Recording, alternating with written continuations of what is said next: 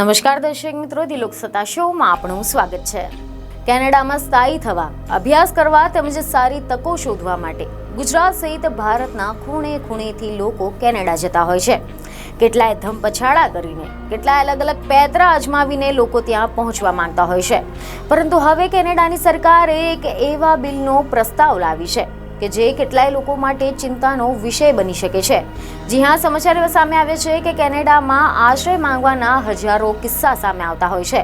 ત્યારે આવામાં આ આશ્રય અરજીઓમાં ઘટાડો કરવાના ઉદ્દેશની સાથે એક બિલનો પ્રસ્તાવ મૂકવામાં આવ્યો છે। હકીકતમાં કેનેડાએ સ્ટ્રોંગ બોર્ડર એક્ટ નામનું બિલ રજૂ કર્યું છે।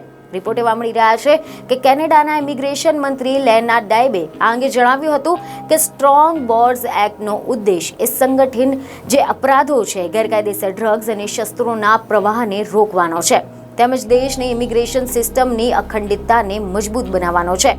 તેમના આવા પ્રસ્તાવમાં પણ સમાવેશ કરવામાં આવ્યો છે કે જે પોલીસને યુનાઇટેડ સ્ટેટ્સ સાથે જોડાયેલી કેનેડાની સરહદ પર દેખરેખ રાખવા માટે વધુ સત્તા આપશે।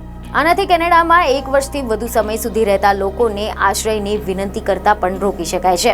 અહેવાલ એવા સામે આવ્યા છે કે નવા નિયમોની હેઠળ 1 વર્ષથી વધુ સમયથી કેનેડામાં રહેતા લોકોની અરજીઓ અવરોધિત કરવામાં આવશે અને આના કારણે તેમને દેશ નિકાલનો સામનો કરવો પણ પડી શકે છે। તમને જણાવી દઈએ કે વર્તમાન કાયદા હેઠળ શરણાર્થીઓ કેનેડામાં આશ્રયનો દાવો ત્યારે કરી શકે છે કે જ્યારે તેઓ એરપોર્ટ જેવા પ્રવેશ દ્વાર પર પહોંચે છે અથવા તો તેની પહેલા જ તેઓ કેનેડામાં જ રહેતા હોય છે। તો આ સિવાય એવા રિપોર્ટ છે કે સેફ થર્ડ કન્ટ્રી એગ્રીમેન્ટ એ લાંબા સમયથી ચાલતો કરાર છે, જેમાં સ્થળાંતર કરનારાઓએ પહેલા સેફ દેશમાં આશ્રય લેવો જરૂરી છે, પછી ભલે તે અમેરિકાનો હોય કે પછી કેનેડાનો હોય।